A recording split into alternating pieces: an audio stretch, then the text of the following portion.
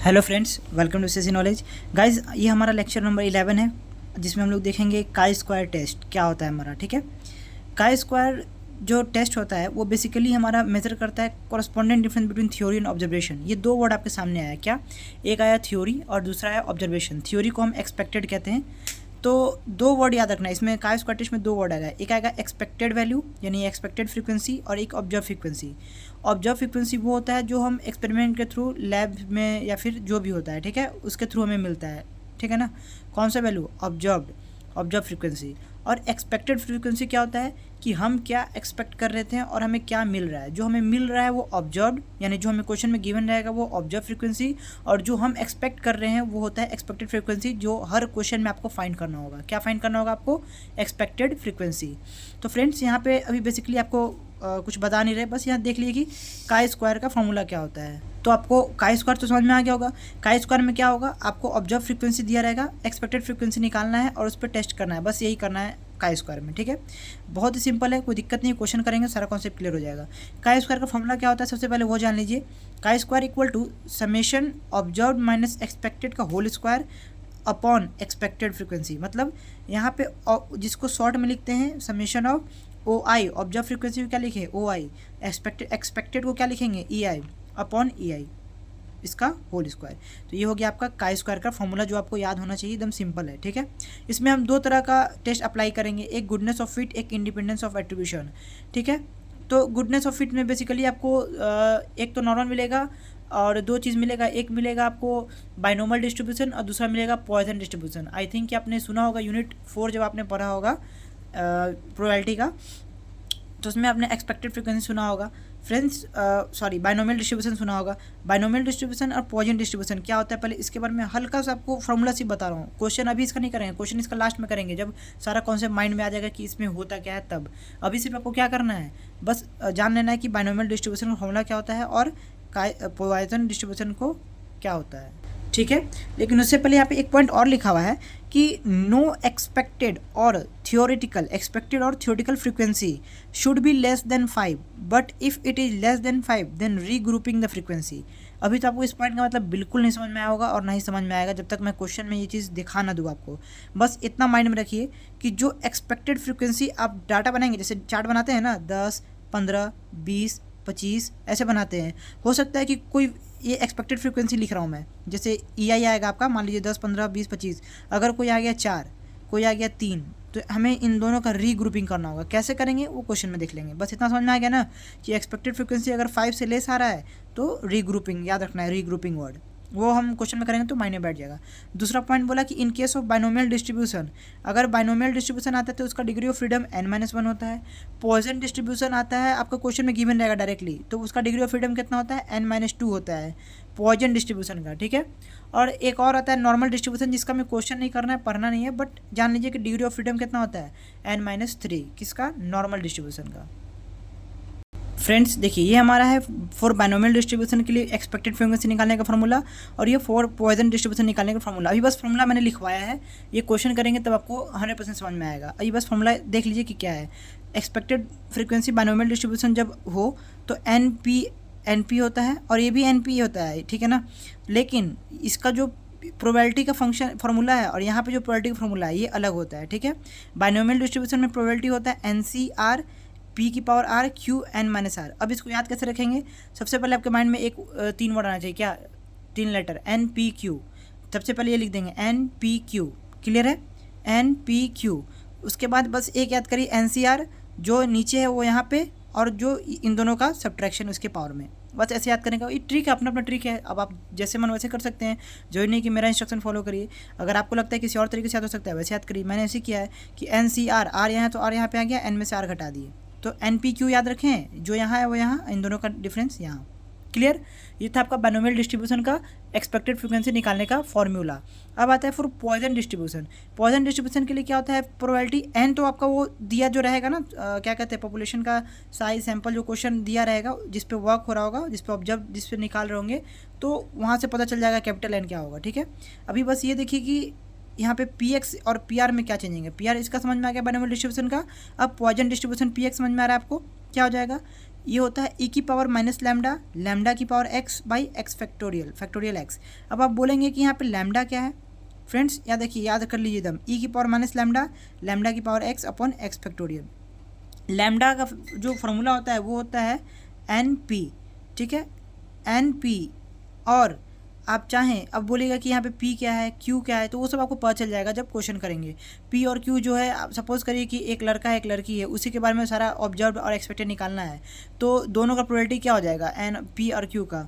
ये लड़का का भी 1/2, लड़की का भी कितना 1/2, यही है P और Q। नहीं समझ में आया, क्वेश्चन करेंगे समझ में आएगा, टेंशन नहीं लीजिए। तो लैम्डा इक्वल टू क्या हो गया, NP। और इसी को मीन भी कहते हैं, याद रखिएगा। अगर कहीं कहीं होता है कि NP ना दिया हो, N ना दिया हो, P नहीं दिया हो, कुछ नहीं दिया हो, तो डायरेक्ट जो मीन होता है वही लैम्डा के बराबर होता है, ठीक है। ये एक तरह से एवरेज ही होता है। तो ये था आपका बाइनोमियल डिस्ट्रीब्यूशन और पॉइजन डिस्ट्रीब्यूशन का थोड़ा सा डिटेल। क्वेश्चन अभी दोनों का आगे करेंगे, ठीक है फ्रेंड्स। देखिए ये हमारा क्वेश्चन है, a die is thrown 276 times and result of these throws are given below. 276 time क्या किया, एक डाइस को थ्रो किया गया जिसका रिजल्ट ये है। डाइस में कितना नंबर होता है, 1 2 6, 1 2 3 4 5 6, डाइस मतलब पासा। तो इसमें 40 कितने बार आ रहा है, एक कितना बार आ रहा है 40 टाइम्स, 2 कितने बार आ रहा है 32 टाइम्स, 3 कितने बार आ रहा है 29, सिमिलरली 6 कितना आ रहा है 59 टाइम्स। तो ये इतने टाइम्स मिलकर कितना आ रहा है 276 टाइम्स, ठीक है। अब कह रहा है test whether die is biased और नॉट। बाइज्ड और नॉट, बाइज का मतलब क्या होता है, बाइज का मतलब कि जो आपका डाइस है, मतलब जो आपका सपोज करिए कॉइन लेते हैं तो एक तरफा वैल्यू दे रहा है, तो उसको हम बाइस्ड कहते हैं। जैसे कि मान लीजिए हेड ही हम 5 बार टॉस किए हैं जिसमें 4 बार हेड ही आ गया, तो हमारा बाइस्ड कॉइन हो गया, मतलब इक्वल वैल्यू नहीं दे रहा है, समझ रहे ना। बाइस्ड का मतलब झूठा, ऐसा समझ सकते हैं, क्लियर। तो यही कह रहा है कि जो डाई बाइस्ड है या नहीं है ये बताइए, टेस्ट करिए। तो फ्रेंड्स यहाँ पे कहीं भी नहीं लिखा हुआ है कि आप इसको टेस्ट करिए काई स्क्वायर टेबल से या काई स्क्वायर टेस्ट लगाइए इस पर। तो आपको कैच करना होगा ना कि ये क्वेश्चन काई स्क्वायर का। अब तो आपने 3 तरह का टेस्ट ऑलरेडी पढ़ चुका है, ये चौथा टेस्ट है। तो जहाँ फ्रीक्वेंसी की बात आती है, ऑब्जर्व फ्रीक्वेंसी की, वहाँ पे आप याद रखिएगा कि आपका क्या लगेगा, काई स्क्वायर टेस्ट लगेगा, क्लियर है। तो जहाँ भी फ्रीक्वेंसी दिया रहा हो समझ जाइएगा कि काई स्क्वायर टेस्ट लगेगा, और आपको ऑटोमेटिक क्वेश्चन देख के ही समझ में आ जाएगा कि यहाँ पे काई स्क्वायर लगने वाला है, ठीक है। अब देखिए सबसे पहले सॉल्व करने का प्रोसेस, सॉल्यूशन क्या करते हैं। सबसे पहले हम ये करेंगे एच नोट को एक्सप्लेन करेंगे, एकदम सेम प्रोसीजर एकदम सेम रहेगा। एच नोट यहाँ पे टेस्ट करने क्या कराएगा, वेदर डाई इज बाइज्ड और नॉट। तो आपका जो नल हाइपोथेसिस है वो क्या कहता है, there is no significant difference. तो हम यही कहेंगे, मैंने सबसे पहले बताया काई स्क्वायर टेस्ट में 2 चीज़, एक होता है ऑब्जर्व फ्रीक्वेंसी, एक होता है एक्सपेक्टेड फ्रीक्वेंसी, ठीक है। और हम काई स्क्वायर टेस्ट में क्या करते हैं कि हम काई स्क्वायर टेस्ट इसलिए करते हैं कि देखना चाहते हैं कि जो हमें ऑब्जर्व फ्रीक्वेंसी दिया गया है क्या हमारे एक्सपेक्टेड फ्रीक्वेंसी के बराबर है या नहीं, उस रेंज में है या नहीं। तो हम यही कहेंगे कि जो हमारा there is no significant difference between observed and expected frequency, या फिर कह सकते हैं या फिर आप ये भी लिख सकते हैं डाई इज बाइज्ड और नॉट पूछ रहा है ना, तो लिख सकते हैं डाई इज नॉट बाइज्ड, मतलब एच नॉट में क्या बोलते हैं, there is no significant difference, मतलब die is not biased, clear है। नहीं है तो वही लिखते चलिए जो लिखते हुए आ रहे हैं, क्या लिखते हुए आ रहे हैं, there is no significant difference between observed and expected frequency. आप पूरे का स्क्वायर टेस्ट में यही लिख सकते हैं, गलत कोई नहीं कर सकता है, ठीक है। तो ये लाइन एकदम रट लीजिए, there is no significant difference, there is no significant difference between observed and expected frequency, observed and expected frequency, clear है फ्रेंड्स। और आप ये भी लिख सकते हो सिंपल सा, डाई इज नॉट बाइज्ड, खत्म या अनबाइज्ड। उसके बाद क्या कहेंगे, under this hypothesis the expected frequency, देखिए क्या कहेंगे, अंडर दिस, या फिर उतना लिखने की जरूरत नहीं है, आप सीधा लिख सकते हैं the under H not the expected frequency.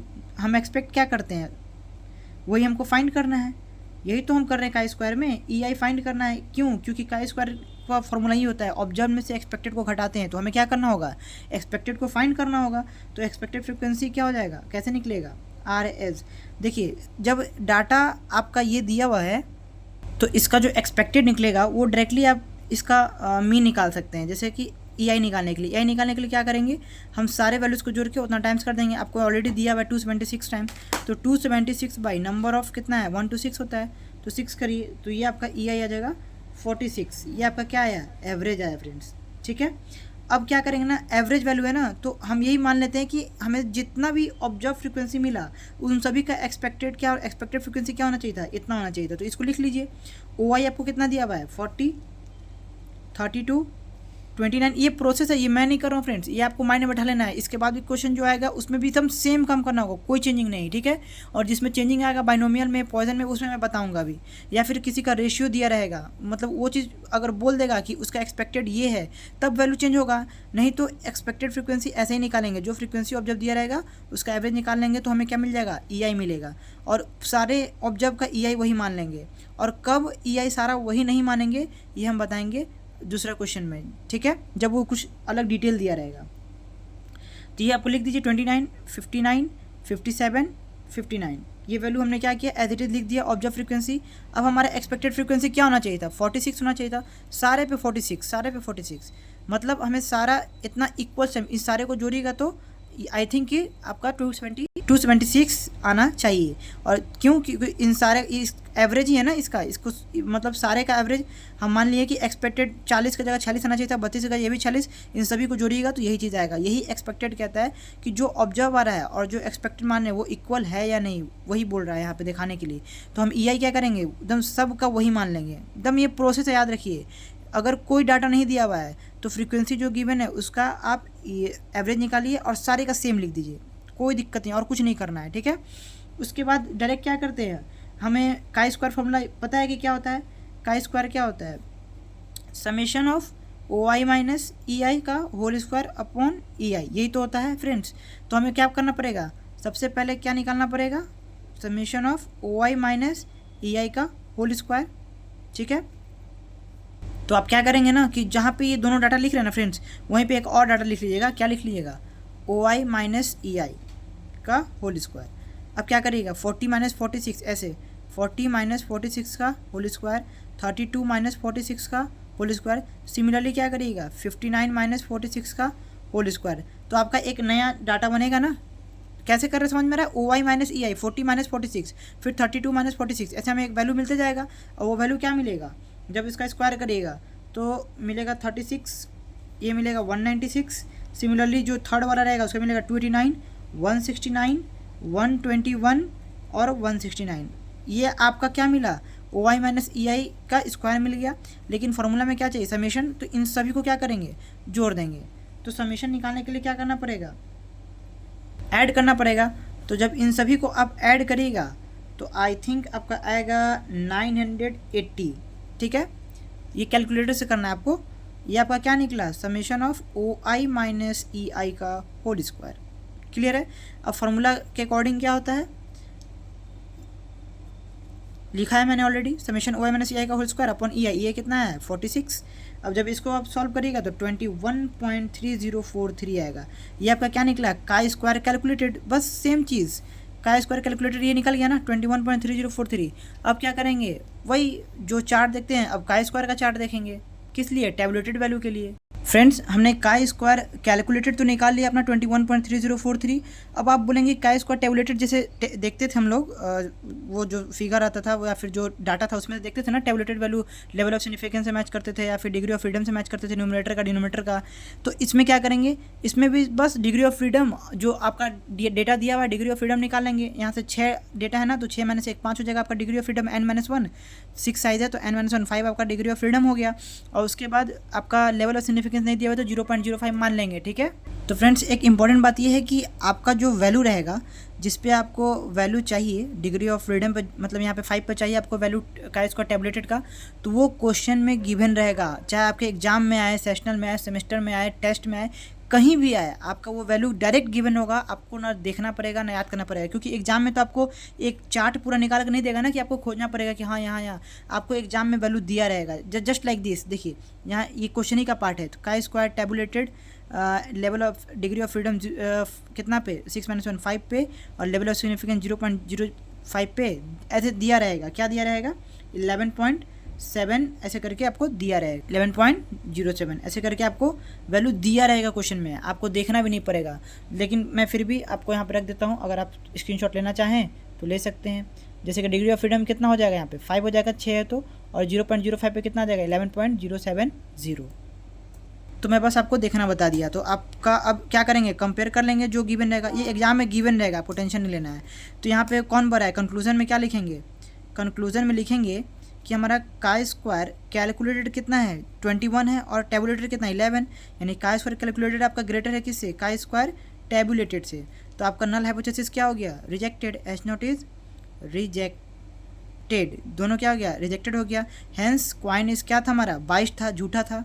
Hence die is biased, ये लिख सकते हैं, नहीं भी लिखेंगे तो कोई दिक्कत नहीं है फ्रेंड्स। तो ये था हमारा एक का स्क्वायर टेबल का क्वेश्चन, का स्क्वायर टेस्ट का। फ्रेंड्स देखिए आपके पास सामने ये क्वेश्चन है, ये क्वेश्चन आपको खुद से करना है, ठीक है। क्वेश्चन क्या है, the following table given the number of accidents during days of week, test if accidents are uniformly distributed.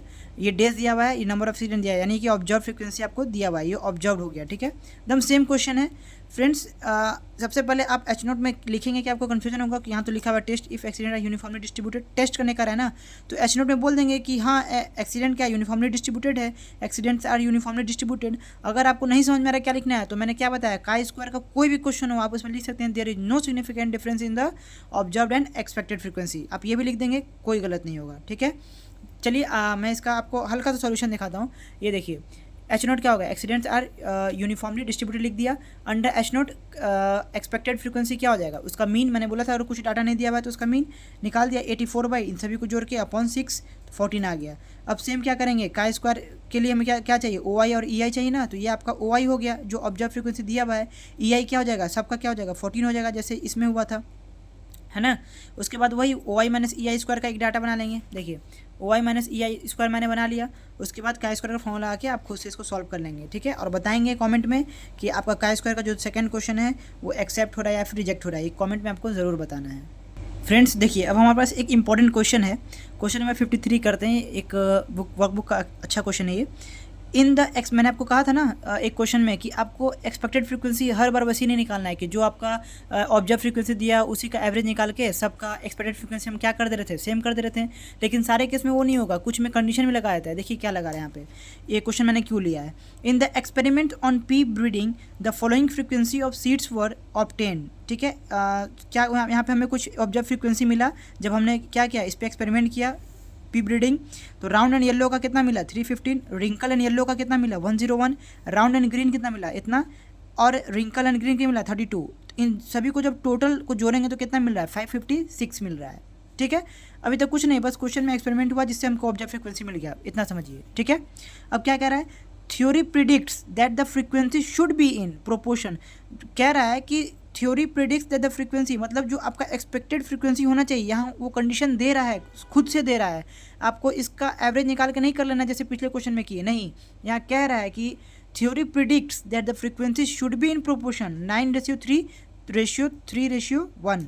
उसके बाद कह रहा है examine the correspondence between theory and experiment if the tabulated value, मैंने बोला ना कि आपको हर क्वेश्चन में टेबुलेटेड वैल्यू डायरेक्टली दे देगा, आपको देखने की जरूरत भी नहीं पड़ेगी, एट 5% लेवल ऑफ सिग्निफिकेंस। तो फ्रेंड्स सबसे पहले क्या करेंगे कि जो आपका ये दिया हुआ है 9:3:1, इससे हम क्या करेंगे, एक्सपेक्टेड फ्रीक्वेंसी निकालेंगे, क्योंकि कह रहा है ना कि थ्योरी प्रिडिक्ट द फ्रीक्वेंसी, यानी एक्सपेक्टेड फ्रीक्वेंसी ये प्रिडिक्ट कर रहा है, तो इसको लेके चलना है, ठीक है ना।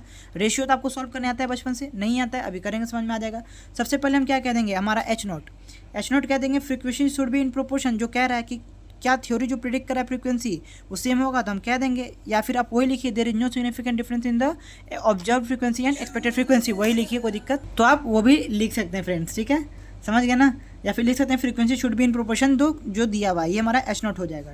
अब देखिए आपको एक्सपेक्टेड फ्रीक्वेंसी निकालना पड़ेगा फ्रेंड्स, तो हम जैसा रेशियो पढ़ते आ रहे हैं वैसे ही निकालेंगे। E1 निकालना है तो पहले रेशियो लिख लेते हैं, क्या दिया हुआ है हमारा 9:3:1, ये आपको दिया हुआ है फ्रेंड्स।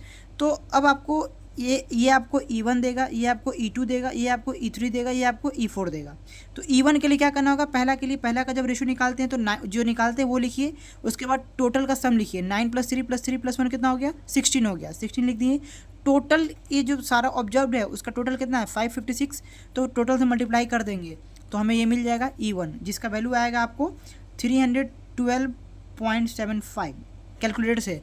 अब E2 निकालेंगे। E2 आप खुद से निकाल सकते हैं, E2 E3 E4 आप खुद से निकालिए। कैसे? 3/16 इंटू 556। सिमिलरली आप क्या करिए, E4 तक निकालिए फ्रेंड्स। तो देखिए ये हमने निकाल लिया E1 E2 E3 E4। कैसे निकाला समझ में आया? जो रेशियो गिवन था उसका यूज़ कर लिया।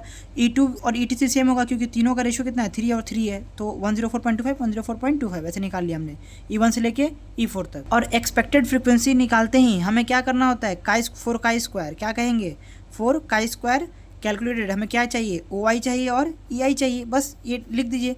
OI में आपका जो ऑब्जर्व दिया हुआ है क्या क्या दिया हुआ है, 315 101 108 32 जो क्वेश्चन गिवन है चारों लिख दिया हमने। अब आपने एक्सपेक्टेड क्या किया, जो रेशियो दिया था उसके अकॉर्डिंग निकाला है। मैंने बोला था ना फ्रेंड्स कि एवरेज समय निकालेंगे, तो इस चीज़ का ध्यान रखना है। अगर आपको कंडीशन दे दिया कि एक्सपेक्टेड फ्रीक्वेंसी ये प्रिडिक्ट कर रहा है तो इसके अकॉर्डिंग सॉल्व करेंगे, ठीक है। तो ये हमने क्या किया, लिख दिया। एक्सपेक्टेड आपका क्या आ रहा है, जो आ रहा है वो लिख दीजिए। E1 का कितना आ रहा है 312.75, E2 कितना आ रहा है 104.25, 3 भी वही आ रहा है, दोनों का रेशियो 3:3 था, और E4 आ रहा है 34.75। ये आ गया आपका OI EI। तो अब क्या करेंगे, हमें क्या चाहिए, ऑब्वियस ही बात है OI माइनस EI का whole square, OI minus EI का होल स्क्वायर। उसके बाद नीचे डिनोमिनेटर में क्या चाहिए, EI चाहिए, यही तो चाहिए। तो फ्रेंड्स हमें ये वैल्यू निकालना है। हमने EI यहाँ पे क्यों लिखा है, पिछले लेक्चर में, पिछले जो हम लोग क्वेश्चन था अभी जो किए उसमें तो हमने EI को नहीं लिखा था, फॉर्मूला में बस EI सेपरेट कर दिया था। वहाँ पे सारा सेम था तो वहाँ पे तो कॉमन निकाल देते हैं, तो मतलब वहाँ पे कुछ करना नहीं था, बस डिवाइड बाय 46 कर दिए हैं और समेशन ये जो आया वो लिख दिए। लेकिन इसमें सबका क्या है, EI अलग अलग है ना, तो सबका अलग अलग सेपरेट करके डिवाइड करना पड़ेगा। इसका मतलब इसको सॉल्व कैसे करना पड़ेगा, 315 माइनस 312.75 का whole square divided by EI, ये क्या है 312.75। तो ये आपको देगा क्या, ये वैल्यू देगा इन दोनों का। अब सिमिलरली उस ऐसे निकालिए 101 माइनस 104.25 का होल स्क्वायर डिवाइडेड बाय 104.25। ऐसा क्यों कर रहे हैं, क्योंकि सबका अलग अलग एक्सपेक्टेड फ्रीक्वेंसी है ना इस क्वेश्चन में। सिमिलरली इन दोनों का भी ऐसे करके क्या करेंगे, निकाल देंगे। तो आपका वैल्यू जो आएगा इन सब का आएगा 0.0161, आप सॉल्व कर लीजिए। और इसके बाद इसका आएगा 0.1013, इसका आएगा क्या आएगा, थर्ड वाले का 0.1348। कैसे आएगा मैंने आपको बता दिया, सबका 1 बाई 1 कर निकालेंगे, ठीक है। इसका आ जाएगा 0.2176। ये आ गया आपका क्या, सबका OI माइनस EI का होल स्क्वायर और EI। लेकिन अब क्या करना है, हमें काई स्क्वायर में क्या निकालना होता है, समेशन निकालना होता है पूरे का। तो summation of OI minus EI का होल स्क्वायर अपॉन EI, यही होता है ना। तो फ्रेंड्स आपने क्या करना है, इस सारे वैल्यू को आप ऐड कर देंगे तो सबका समेशन निकल जाएगा। EI नीचे लिखने की जरूरत नहीं है क्योंकि EI क्या हो रहा है, सबका अलग अलग था ना, तो हमने सॉल्व कर दिया EI को साथ में। तो इन सभी को जब जोड़िएगा तो इन सभी को प्लस करिएगा चारों को, तो आपका वैल्यू आ जाएगा 0.4698, ये आ जाएगा। यानी आपका कैलकुलेटेड आप लिख सकते हैं शॉर्ट में, काई स्क्वायर कैलकुलेटेड जो है आपका कितना आ जाएगा 0.47698 को क्या लिख देंगे, 7 लिख देंगे, मतलब एवरेज नियरेस्ट वैल्यू लिख दिए। और आपका काई स्क्वायर टेबल क्या गिवन था, tabulated. Chi square tabulated question में क्या गिवन है, देखिए काई स्क्वायर टैबुलेटेड गिवन है 7.815, यानी आपका 7.815 ये गिवन है आपका। यानी ये 7 है, ये 0 पॉइंट है, तो ऑब्वियस ही बात है हमारा काई स्क्वायर टैबुलेटेड क्या है, ग्रेटर। तो बस हम कंक्लूजन लिख देंगे। कंक्लूजन में क्या लिखेंगे, एकदम सेम प्रोसेस सारे में फ्रेंड्स, कुछ करना ही नहीं है सब में, ठीक है। Chi square calculated less than chi square tabulated, यानी हमारा टैबुलेटेड वैल्यू बड़ा है, और जब ये बड़ा होता है तो क्या होता है, हमारा नल हाइपोथेसिस एक्सेप्ट हो जाता है, H0 इज एक्सेप्टेड। तो यहाँ पे हमारा क्या हुआ, H0 क्या हो गया, एक्सेप्ट हो गया। कहेंगे therefore frequency should be in proportion this, जो हमें कह रहा था। या फिर आप वो भी लिख सकते हैं, लिखने की जरूरत भी नहीं है क्योंकि आप हम H0 पहले एक्सप्लेन कर चुके होते हैं, that there is no significant difference in the observed and expected frequency. तो ये आपका हो गया क्वेश्चन सॉल्व। ये बहुत ही सिंपल और लेकिन इंपॉर्टेंट क्वेश्चन था फ्रेंड्स, ठीक है। तो इस लेक्चर में हम बस इतना ही रहने देते हैं। नेक्स्ट लेक्चर में हम देख लेंगे अपना बाइनोमियल का और पॉइजन का डिस्ट्रीब्यूशन का क्वेश्चन, ओके। तो फ्रेंड्स आपसे रिक्वेस्ट है कि आप इस चैनल को सब्सक्राइब करिए और अपने फ्रेंड्स तक भी शेयर करिए, और ढेर सारा लाइक्स कमेंट ज़रूर करिए ताकि मुझे पता चले कि और क्या क्या चेंजेस लाना चाहिए, क्या नहीं लाना चाहिए, ओके। थैंक्स।